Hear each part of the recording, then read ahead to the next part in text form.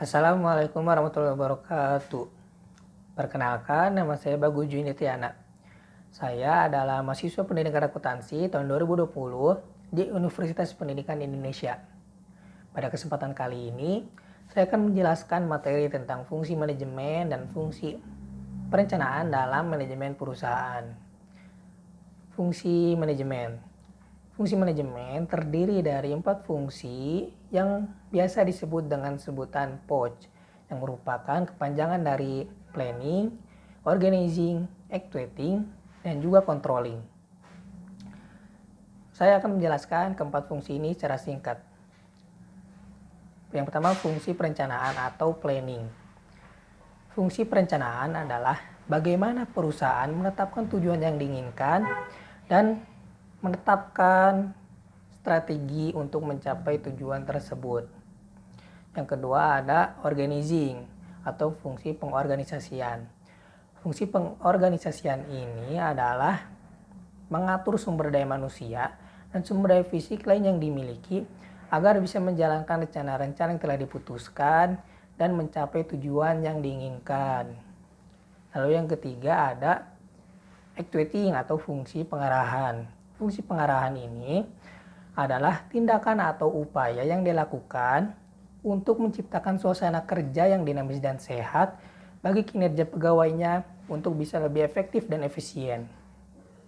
Dan yang terakhir, ada fungsi controlling atau fungsi pengendalian.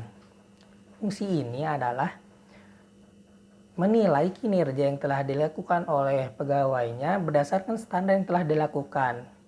Dan juga melakukan perbaikan apabila memang dibutuhkan jika ada kesalahan.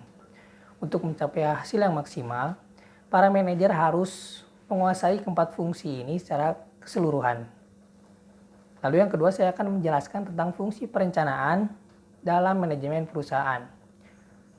Fungsi perencanaan atau planning adalah salah satu dari 4 fungsi manajemen selain dari fungsi organizing, actuating, dan juga controlling.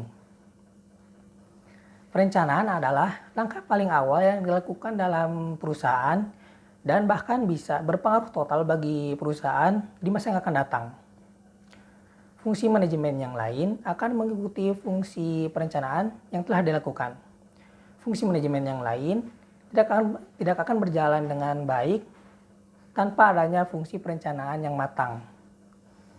Ada beberapa aktivitas yang dilakukan di fungsi perencanaan ini.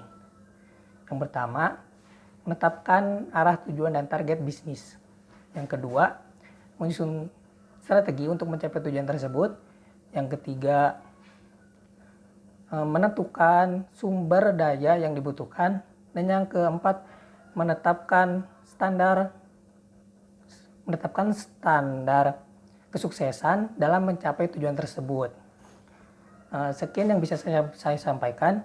Mohon maaf bila ada kesalahan. Wassalamualaikum warahmatullahi wabarakatuh.